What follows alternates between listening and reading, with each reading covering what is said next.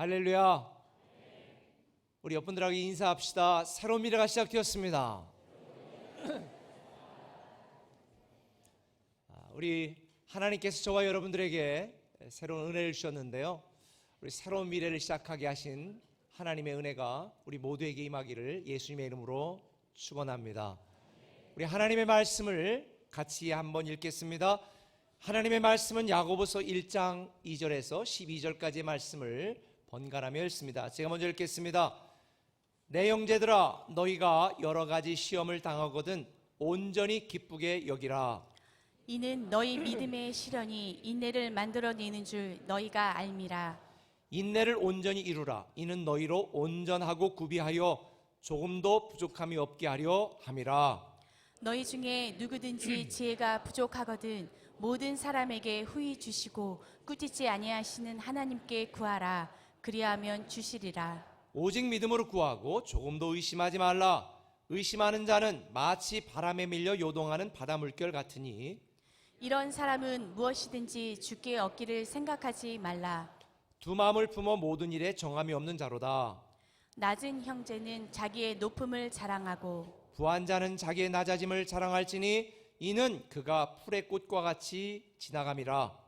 해가 돋고 뜨거운 바람이 불어 풀을 말리면 꽃이 떨어져 그 모양의 아름다움이 없어지나니 부한 자도 그 행하는 일에 이와 같이 쇠잔하리라. 다 함께 읽습니다. 시험을 참는 자는 복이 있나니 이는 시련을 견디어낸 자가 주께서 자기를 사랑하는 자들에게 약속하신 생명의 면류관을 얻을 것이기 때문이라. 아멘. 제가 지난주 수요일 아침에 드림맘주 예배 마치고 또 상담하고 미팅하고 회의하고 그리고 또 저녁 예배 드리고 또 목자대학하고 또 회의가 있고 그렇게 여러 가지 하다 보니까 제가 집에 들어가니까 한 12시쯤이 되었더라고요. 아내와 잠깐 이야기를 하고 씻고 잠자리 들었습니다. 막 잠이 들어서 깊은 잠 속에 있었던 것 같은데 어디서 갑자기 삐 소리가 나는 거예요. 잘못 들었겠지. 그리고 이제 잠을 자는데 다시 또 삐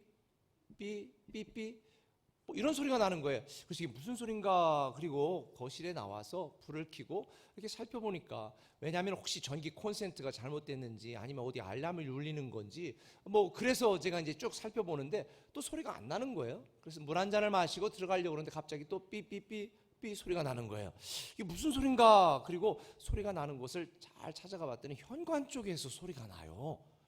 그래서 그동안에 제가 현관에 이 키패드로 누르는 걸로 돼 있잖아요. 그런데 그게 배터리가 떨어지면 가끔가다 소리 나는 경우가 있었어 가지고 거기가 소리가 나나 문을 열고 들어가서 문을 열고 이제 현관문에 가서 이거 보고 소리가 안 나는 것 같아. 그래서 문을 열고 바깥을 보려고 딱 열었더니 갑자기 한 사람이 바깥에 서 있는 거예요. 제가 심장 떨어져 죽는 줄 알았습니다. 근데 그 사람은 저를 보고 더 놀라는 거예요. 한 50대 중반쯤도 돼 보이는데 양복을 쫙 입으셨고 술은 좀 거나하게 채셔서 눈은 반쯤 게스름칠하게 뜨고 계신데 저를 보고 놀래서 그런 건지 원래 그게 자기 집이라 그런 건지 보니까 바지는 젖고 밑에는 물이 흥건하게 있더라고. 오줌 싸왔어. 그런데 한쪽 손에는 핸드폰을 들고 있고 또 한쪽 손에는 가방, 서류 가방을 들고 있는데 세탁소에 찾은 비닐이 벗겨지지 않은 와이셔츠 하나 들고 있고 또 그날 또 비가 추적추적 조금 왔거든요. 우산은 이쪽에다 또 걸고 이러고 계신데,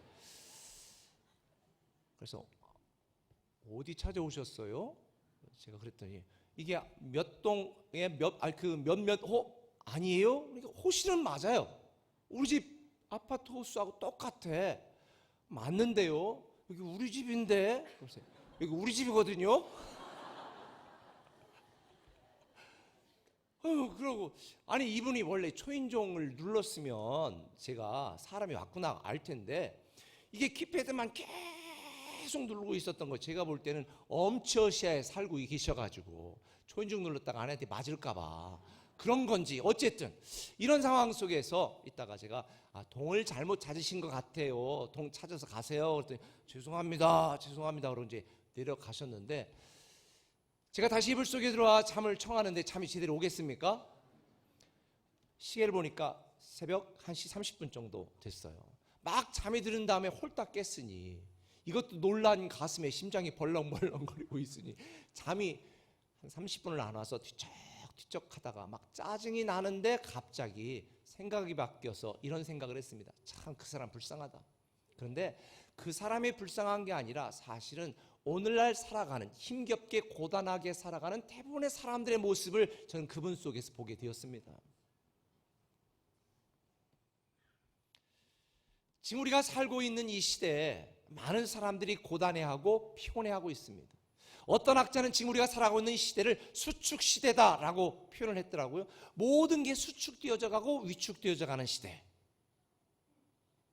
경제도 위축되어 가고, 사람들의 마음도 위축되고, 사랑도 위축되고, 가계도 위축되어져 가고, 이제 앞으로 5년 뒤면 우리나라 65세 인구가 1,500만 명이 되는데 어떻게 생산 인구도 위축이 되어지고 모든 게 위축되어진다. 그래서 교회도 위축되어지고, 지금은 사람과 경쟁하지만 앞으로 불과 몇 년 안에 로봇과 경쟁해야 되는 이런 시대가 올 텐데, 그러다 보니까 사람들이 처절한 삶의 현장 속에 살아가려고 애를 쓰고 있습니다. 사실 우리나라가 하나가 되어서 정말 미래를 준비해도 이 경쟁사회 다른 나라들과 경쟁에 이기기 힘든 이 시대인데 왜들 그렇게 서로 비난하고 싸우고 죽이려고 하는지, 제가 요즘 내가 정치를 해야 되나 라는 생각이 들 정도로 참 암담합니다. 정치하는 분들이 정치를 잘하면 좋겠지만 제가 볼 때 잘하는 것도 있지만 좀 안타까운 부분도 참 많이 있는 것 같아요. 특별히 오늘날 많은 분들의 이야기를 들어보면 경제가 힘들다, 우리나라 1, 4분기 경제 성장률이 최악입니다. 정부에서는 소득주도 성장으로 일컬어지는 경제정책을 피고 있지만 사실 이 핵심은 어렵고 힘든 사람들 최저임금을 올려줘서 그분들이 소비하게 하고 그래서 경제가 성장하게 하자, 이런 이론인데, 제가 연구를 해보니까요, 이건 100년 전에 나온 마이너 이론인데 사실 우리나라에서 제가 생각할 때는 그거는 사회정책이지 굳이 경제정책이라고 부르기는 힘든 정책이 아닌가라는 생각이 듭니다.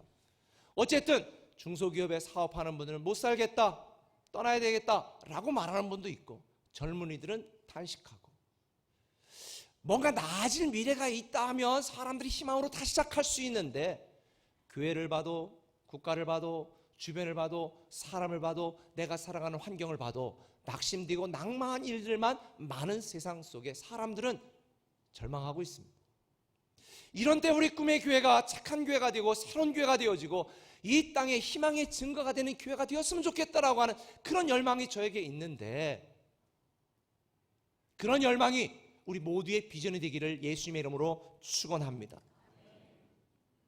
근데 우리가 살아가고 있는 이 시대에 사람들의 고단함을 넘어서 오늘 우리가 읽은 이 본문에 등장하는 초대교회 성도들은요, 고단함을 넘어서 고통스러웠습니다. 왜냐하면 정통 유태 교인들에게 얼마나 많은 핍박을 받았습니까? 모든 초대교회 성도들이 공통된 현상이었습니다. 근데 이 야고보, 이건 예수님의 제자 야고보가 아니라 예수님의 형제 야고보입니다. 이분이 나중에 복음을 듣고 사도가 되었어. 그분이 쓴 편지의 내용인데, 당시의 로마 황제가 네로였습니다. 근데 네로가 로마의 화재를 일으키고 그 책임을 누구에게? 기독교인들에게 전가시켜서 당시 로마에는 가짜 뉴스가 엄청나게 펴졌습니다.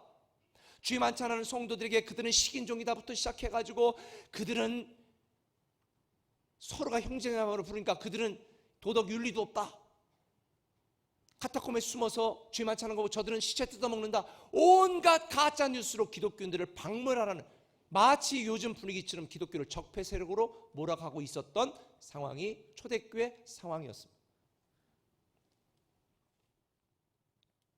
그러니 신앙생활 하는데 얼마나 힘이 들었겠습니까? 외부적인 위협, 외부적인 시험이 성도들을 낙심케 했고, 또 교회 안에서도 그러면 서로 위로받고 우리 교회가 제가 설교한 것처럼 서로 사랑과 선행을 격려해야 되는데, 야고보 1장에 보니까 어떤 성도들은 이 모든 스트레스를 교회 안에서 풀었던 것 같아요. 서로 막 비난하고 비판하고 화를 내고, 그러니까 교회가 막 분열이 되는 거예요. 야고보서 2장을 가보니까 심지어 교회 리더 중에 어떤 사람들은 예배하러 온 사람 중에 그냥 흔히 요즘 말로 말하면 옷 레벨을 뒤로 딱 뒤집어 보고 명품이네, 아 그럼 이쪽으로 오시죠, 좋은 자리로. 뒤집어보고 이게 메이커가 없네? 저쪽 가서 그냥 영상으로 예배드리고 알아서 가세요. 이렇게 있는 자와 없는 자를 막 차별하는, 그러니까 교회 와서 위로를 받아야 되는데 교회 안에서도 시험 들 수밖에 없는 이런 최악의 상황 속에 처했던 사람들이 야고보 사도가 편지를 보냈던 초대교회 형편과 모습이었습니다. 외적으로 내적으로 시험을 받았습니다. 이런 상황에 야고보 사도는 2절에 말하는 거예요. 내 형제들아, 여러 가지 시험을 만나거든. 근데 그 뒷말이 더 열받아. 온전히 기쁘게 여기라. 아니, 이런 여러 가지 시험으로 낙담하고 좌절하고 있는데 그들이 지도자라고 부르는 야고보 사도가 온전히 기쁘게 여기라는 거예요. 이게 지금 무슨 상황인가? 여러분들이 낙심하고 좌절하고 목사님 위로해 주세요, 기도해 주세요 그러는데 그냥 기쁘게 여기고 사세요.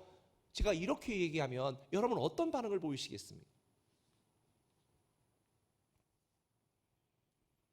근데 우리가 여기서 이 시험을 당했다, 이 초대교회 성도들이 시험을 당했다고 하는 오늘 야고보 사도가 사용하는 시험에는 두 가지 의미가 있습니다.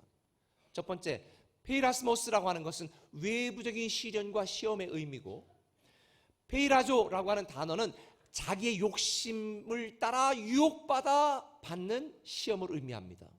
그래서 야고보 사도는 뭐라고 말하냐면, 너희들이 이런 외적인 시험을 당한다 그러면 마귀가 주는 것이니 대적하여라, 극복해 이겨라. 너희 유혹과 욕심을 따라 당하는 내적인 시험은 너희들이 이겨내서 성장과 성숙의 도구로 만들어라. 하나님을 가까이 해야 된다. 이렇게 설명을 하고 있는 것입니다. 많은 사람들이 이런 여러 내적인 외적인 시험을 당하면 세상적인 방법과 자기의 지혜로 극복하려고 합니다. 그러다 쓰러집니다. 넘어집니다. 그런데 오늘 야고보 사들은 세상의 지혜, 사람의 방법이 아니라 하나님이 주는 지혜를 구하라고 이야기하고 있는 것입니다.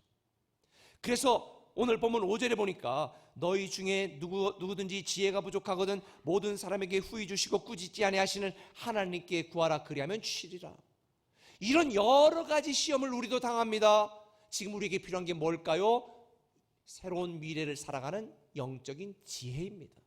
어떻게 우리는 이 내적인 외적인 시험들을 잘 이겨내고 극복하고 버티며 살아갈 수 있을까? 그 첫 번째 영적인 지혜를 알려드리려고 하는 거예요. 한번 따라 봅시다.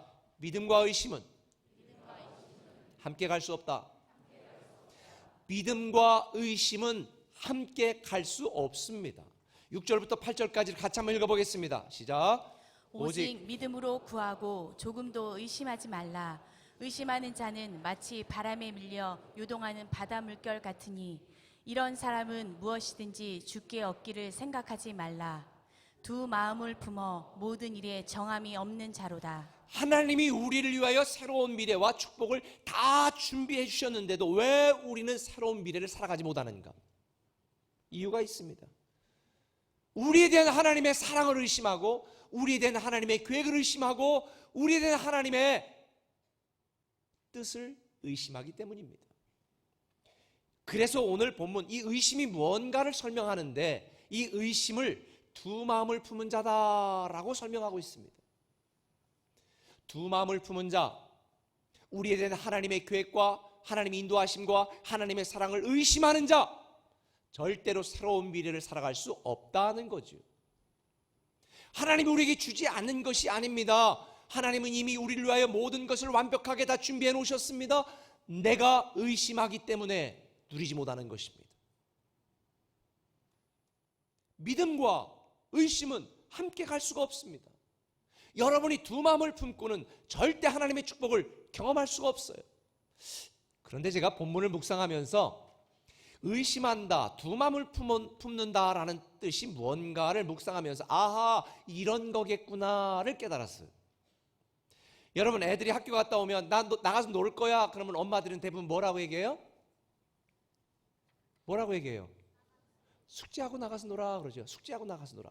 여러분 어릴 때 안 그랬어요? 부모님이? 이게 똑같아요. 숙제하고 나가서 놀아 그래요. 근데 애들이 숙제하고 나가서, 저는 대부분 숙제하고 나가서 노는 타입이에요. 근데 대부분의 아이들은 어떻게 해요? 싫어, 나 놀 거야. 그리고 먼저 가 놀아. 너 숙제 안 하고 놀면 나중에 엄마한테 맞는다. 그럼 이해가 싫어, 나 놀 거야. 그리고 나가 친구들이 기다리고 있으니까 놀아. 그런데 놀 때 무슨 생각이 드는 거야? 아씨, 딱 가가지고 엄마한테 막 혼나겠는데? 맞겠는데? 그것도 너무 재밌어가지고 일찍 들어가지 않고 조금 늦게 들어가면 어떻게 분명히 이거 맞을 텐데. 그러니 애는요 지금 놀아도 노는 게 아닙니다. 저도 그런 경험 있거든요. 그래서 엄마한테 직사게 두드려 맞았어. 그러면 그 다음에 가서 나 놀 거야. 그러면 숙제하고 나가랬지? 맞는다? 그럼 애가 어떡할까요? 숙제를 하겠지. 집에 들어가서 부지런히 공부방에서 숙제하고 공부를 하는데 바깥 친구야, 야, 누구야 놀자, 밑에서 애들 노는 소리 들려. 얘가 지금 공부를 하는 거지만 사실은 공부를 하는 게 아니죠. 왜? 마음은 어디가 있어? 친구들 노는 곳에 가 있으니까. 이게 두 마음을 품은 거예요. 놀아도 노는 게 아니고 공부해도 공부하는 게 아닌 거. 오늘날 기독교인들이 이렇게 신앙생활하는 분들이 참 많습니다. 얼마 전에도 변삼 양육을 끝나고 이제 소감문도 받고 예수님짤이나 믿음의 삶 양육 끝나고 한 분들을 제가 늘 이렇게 보게 되어지는데 그 중에 한 분이 이렇게 썼더라고요. 목사님, 제가 사실 양육 받기 전에 세상에서 열심히 즐기며 살았습니다. 우리 친구들한테 내가 교회 다닌다는 걸 커밍아웃 안 했습니다. 즐기며 살았습니다. 근데 양육을 받고 얼마 전에 친구에게 내가 교회 다닌다고 말했습니다. 친구들이 다 기절했습니다. 근데 지금도 여전히 사실은 갈등이 있습니다. 신앙생활을 열심히 하자니 세상이 즐거웠던 세상이 그립고, 세상을 가자니 양육을 받았으니 신앙생활을 제대로 못하겠고, 그래서 어떻게 될지 고민이 된다는 이런 말씀을 독후감을 쓴 걸 제가 보았거든요. 그분뿐만 아니라 비슷한 예들이 여러 가지가 있습니다. 결국 의심한다는 얘기는 하나님을 믿으면서도 온전히 믿지 않고 우리의 마음은 세상에 가 있는 것이고, 세상에 살면서도 나는 그래도 하나님을 믿는 사람이야 라고 마음은 교회에 두는 사람. 그러니 신앙생활을 제대로 이기는 신앙생활을 하는 것도 아니고 세상을 제대로 즐기는 것도 아니고 두 마음을 품은 자, 하나님의 축복도 누리지 못하고 세상의 즐거움도 누리지 못하는 이런 신앙생활을 오늘날 하는 사람들이 많다는 의미죠. 결국 고생은 고생대로 하면서 아무것도 누리지 못하는 거예요. 이게 마음의 의심을 품은 자들의 모습입니다. 성경에 보면 출애굽한 이스라엘 백성들의 예가 소개되고 있습니다. 가나안 땅에 대한 약속을 받고 출애굽했습니다. 몸은 가나안을 향해 가고 있었습니다. 그런데 그들의 마음은 어디가 있었습니까? 애굽에 있었습니다. 애굽에서 먹었던 그 고기가 그립다. 그들은 가나안 땅을 향해 가고 있었지만 그들의 마음은 여전히 애굽에 있어 결국 하나님을 의심하고 온전한 믿음으로 따르지 못했던 그들, 표준으로 말하면 개고생하다가 가나안 땅에 들어가지 못하고 죽었습니다. 오늘날 많은 성도들이 하나님을 믿고 섬기고 따른다고 말하면서도 마음속에 의심을 합니다. 우리를 사랑하시고 우리를 위하시는 하나님의 놀라운 계획에 대하여 의심합니다. 그러니 새로운 미래의 축복을 누리지 못하는 것입니다. 믿음과 의심은 절대로 함께 갈 수 없습니다. 이걸 여러분이 인정하셔야 됩니다. 제가 지난주 말씀드린 것처럼 그래서 주님은 죽은 나사로 무덤 앞에서 슬피 우는 마르다에게 뭐라고 말했습니까? 무덤을 보지 말아라, 죽은 자를 보지 말아라, 슬퍼하는 사람들을 보지 말아라, 나를 봐라. 나는 부활이고 나는 부활의 능력이니 나를 믿어라. 할렐루야. 결국 우리가 의심하는 이유는 집중하지 못하기 때문입니다. 우리가 하나님께 집중해야 됩니다. 하나님의 사랑과 하나님의 계획에 집중해야 됩니다. 하나님께 집중하지 않고 우리의 눈과 우리의 마음을 세상에 두면 우리는 의심하는 자가 되어 하나님을 믿지만 하나님의 축복, 하나님의 능력, 하나님의 기적을 경험하지 못하는 것입니다. 결국 믿음은 집중력의 싸움이라고 저는 생각합니다. 영적인 집중. 그래서 성경은 뭐라고 말했습니까? 오직 표대가 되시는 예수 그리스도만 바라보라는 것. 지금 여러분은 누구를 바라보고 있습니까? 무엇을 바라보고 있습니까? 여러분을 책임지시는 하나님을 온전히 믿고 바라보고 나가야 되는데 우리는 하나님을 믿는다고 하면서도 세상적인 방법으로 내 계획으로 내가 어떻게 내가 살아갈 수 있을까를 고민하고 있습니다. 저도 그런 때가 참 많았습니다. 그러나 믿음과 의심은 함께 갈 수 없습니다. 그래서 야고보 사도는 기도하면서도 의심하는 자들에게 이렇게 일갈하면서 이야기하는 것입니다. 오늘 야고보 1장 6절부터 8절까지를 현대인의 성경으로 다시 한번 읽어보겠습니다. 같이 읽습니다. 그러나 믿음으로 구하고 조금도 의심하지 마십시오. 의심하는 사람은 바람에 밀려 출렁거리는 바다 물결과 같습니다. 그런 사람은 주님에게서 무엇을 받으리라고 생각해서는 안 됩니다. 그는 이중인격자이며 언제나 자기가 하는 일에 갈피를 못 잡고 흔들리는 사람입니다. 여러분 의심하지 마시기 바랍니다. 의심하는 자는 이중인격자라는 거예요. 의심하는 자는 두 마음을 품은 자라는 거예요. 의심하는 자는 하나님의 축복을 누리지 못한다는 거예요. 하나님은 여러분을 위하여 모든 것을 다 예비해 놓으셨습니다. 절대로 의심하지 마시기 바랍니다. 믿음과 의심은 함께 갈 수 없습니다. 셈 근원의 복을 받았던 아브라함, 이 아브라함도 모든 불가능한 상황과 환경 가운데서 하나님만 바라봤고 하나님께만 집중했습니다. 그래서 로마서 4장 19절 현대인의 성경으로 보면 이렇게 되어 있습니다. 같이 읽습니다. 아브라함은 자기 나이가 100세가 다 되어 몸은 죽은 것과 다름이 없었고 그의 안에 살아도 나이가 많아 도저히 출산할 수 없는 것을 알고도 믿음이 약해지지 않았습니다. 그는 불신앙으로 하나님을 의심하지 않고 믿음에 더욱 굳게 서서 하나님께서 약속하신 것을 이루실 수 있다고 확신했습니다. 의심은 불신앙입니다. 의심하는 것은 불신앙입니다. 제가 예전에 신학교 이사를 할 때에 이사 정수가 11명이니까 모든 의결 정족수 중요한 것들은 그 이사 정수 11명의 과반수가 찬성이 돼야 돼요. 그런데 문제가 생겨가지고 6명밖에 없었습니다. 그러니까 어떤 일을 결정하려면 몇 명이 찬성을 해야 돼요? 6명 전원이 찬성해야 정수 과반수가 되기 때문에 일을 진행하거나 할 수가 있는데, 그렇게 돼서 하면 참 좋겠는데 토론하고 어떤 의제를 갖고 이야기할 때 좋습니다, 맞습니다 그러는데 꼭 한두 사람이 저는 기권합니다. 너무 화가 나는 거예요. 왜 그럴까요? 기권은 기권의 의미가 아니에요. 참 좋습니다, 맞습니다. 그런데 제가 조금 제가 이렇게 결정하면 뒤에 누가 뭐라고 그래서 차라리 기권하겠습니다. 반대하는 것보다 더 나쁜 것입니다. 차라리 공개적으로 반대를 하면 안 하면 되지. 그런데 회의할 때는 다 맞습니다. 다 하겠습니다.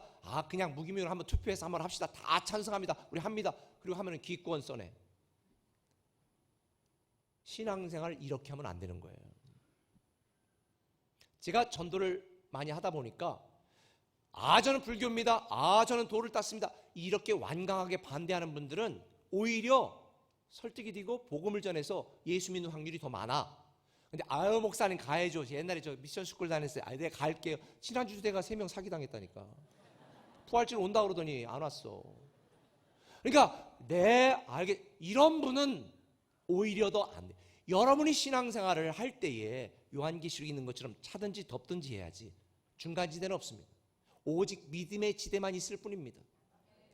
우리가 믿는다고 하면서도 의심하는 것은 불신앙과 똑같은 것입니다. 믿는다는 것은 전적으로 믿는 것입니다. 만약 여러분이 저를 지금 믿지 않아, 안 목사 정말 그렇게 만약 저를 믿지 않는다면 제가 어떤 설교를 하든지 여러분들에게 받아들이지 않을 것입니다. 하나님이 우리를 사랑하셔서 독생자 예수 그리스도 보내주시고 우리를 가장 좋은 것을 주기를 원하신다면 지금 당장 내가 원하는 대로 내 인생이 흘러가지 않고 내게 많은 외적인 내적인 시험이 있다 할지라도 의심하지 않습니다. 전폭적으로 믿습니다. 어떤 일을 하든지 하나님에 대하여 의심하지 않습니다. 그럴 때 새로운 미래를 경험하는 것입니다. 할렐루야. 한번 따라합시다. 믿음과 의심은 함께 갈 수 없다.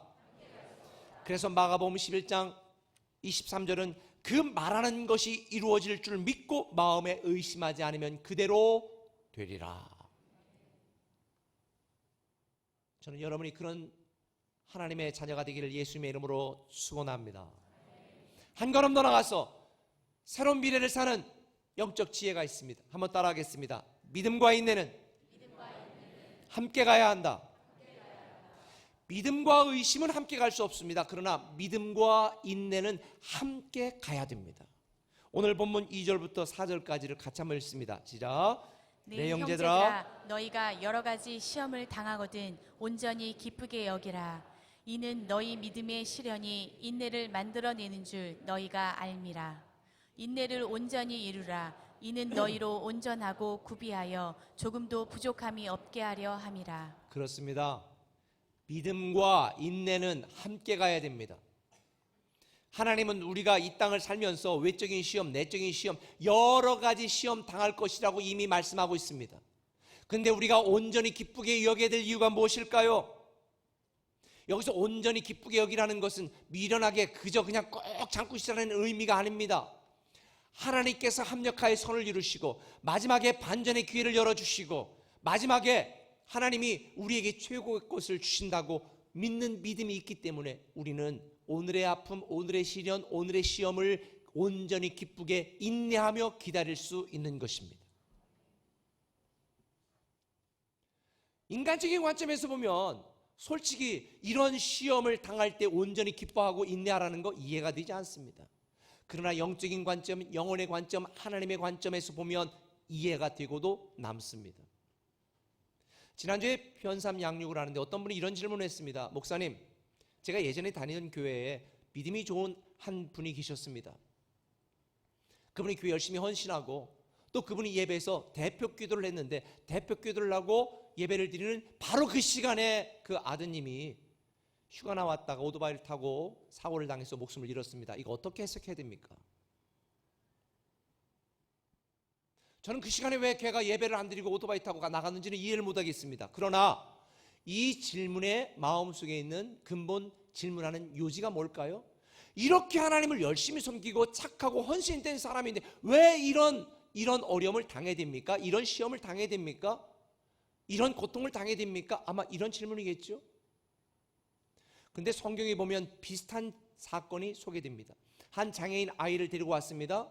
사람들이 묻습니다. 이 아이가 이렇게 된 것이 그 부모의 죄입니까? 이 아이의 죄입니까? 누구의 죄입니까? 그 질문의 요지도 뭘까요?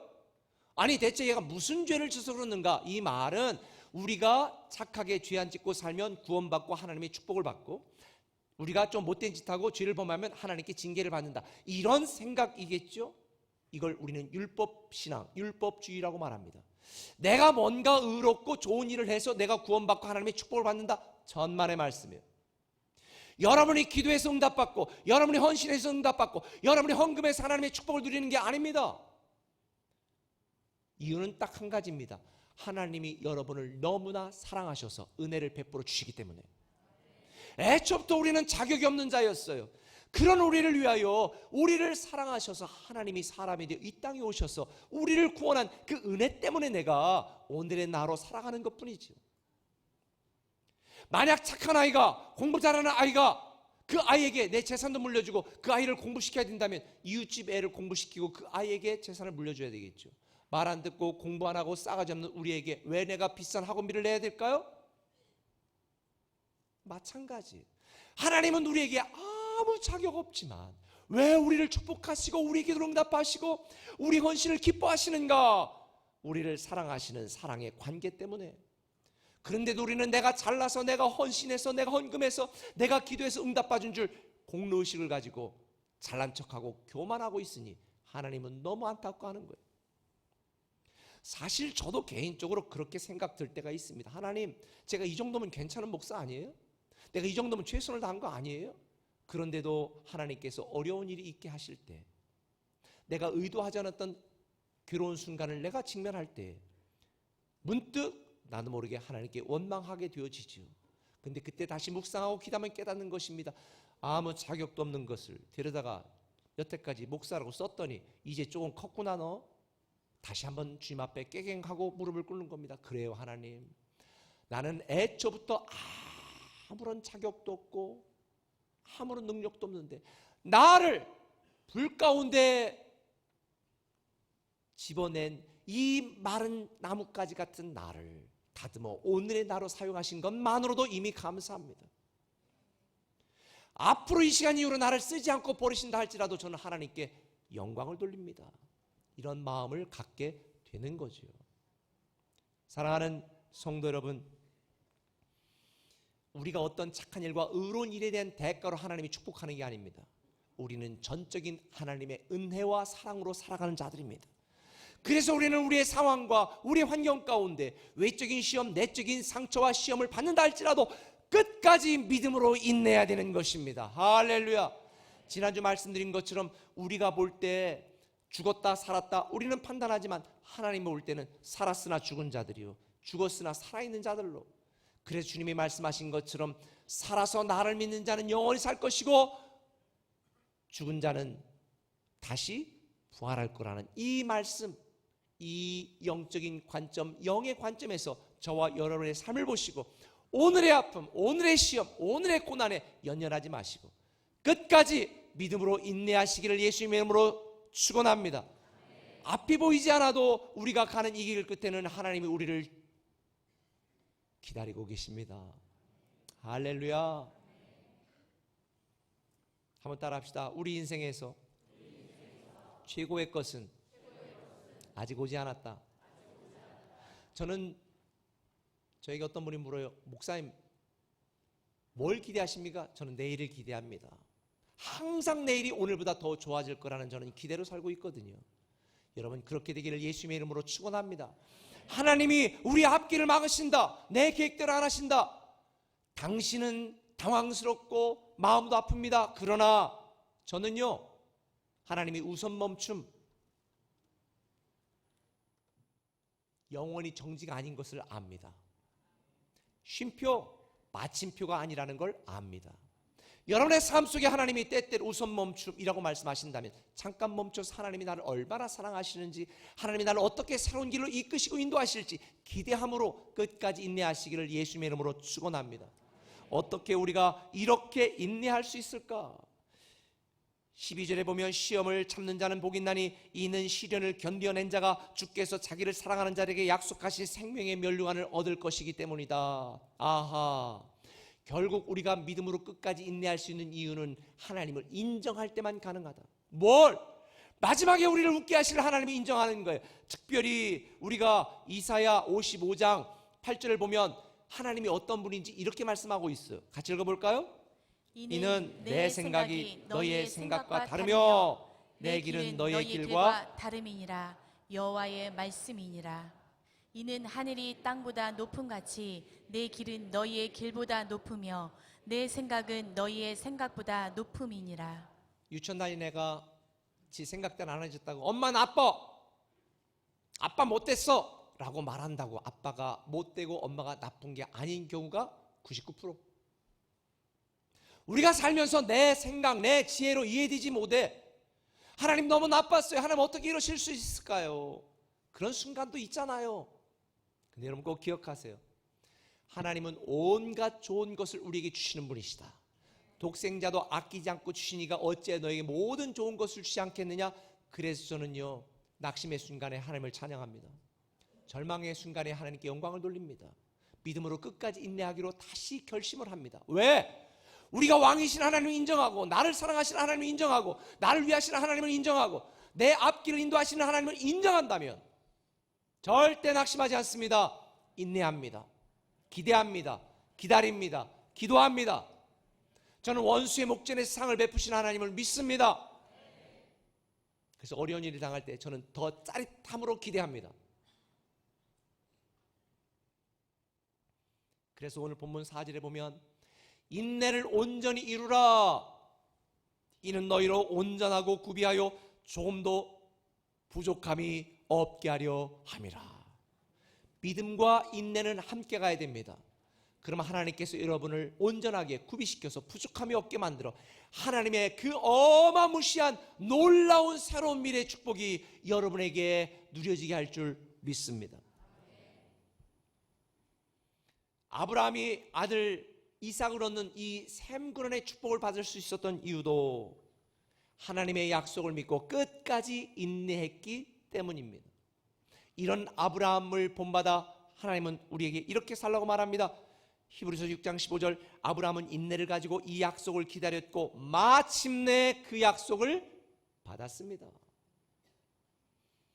사랑하는 성도 여러분, 제가 서두에서 말씀드린 것처럼 참 고단한 인생을 사는 분들이 많습니다. 사실은 제가 지나간 얘기지만 은행을 하나 세우고 싶었습니다. 신협을 하나 세우고 싶었습니다. 그래서 인도에서 제가 옛날 오래전에 읽었던 책, 그래서 정말 신용 없는 분들에게도 빌려드릴 수 있는 그런 은행을 좀 하나 만들고 싶다라는 생각이 들었어요. 왜? 고단한 인생을 사는 분들을 보면 정말 안쓰럽잖아요. 여러분, 우리가 인생을 살면서 외적으로 내적으로 참 많은 시험을 당합니다. 근데 여러분 꼭 기억하셔야 돼요. 믿음과 의심은 함께 갈 수 없다. 믿음과 인내는 함께 가야 된다. 이 두 가지 사실을 기억하셔서 계속 기도의 자리에 남아 있으시고 끝까지 믿음의 기둥을 세우는 저와 여러분이 된다면 새로운 미래를 사는 이 놀라운 축복의 주인공이 저와 여러분이 될 줄 믿습니다. 기도하겠습니다.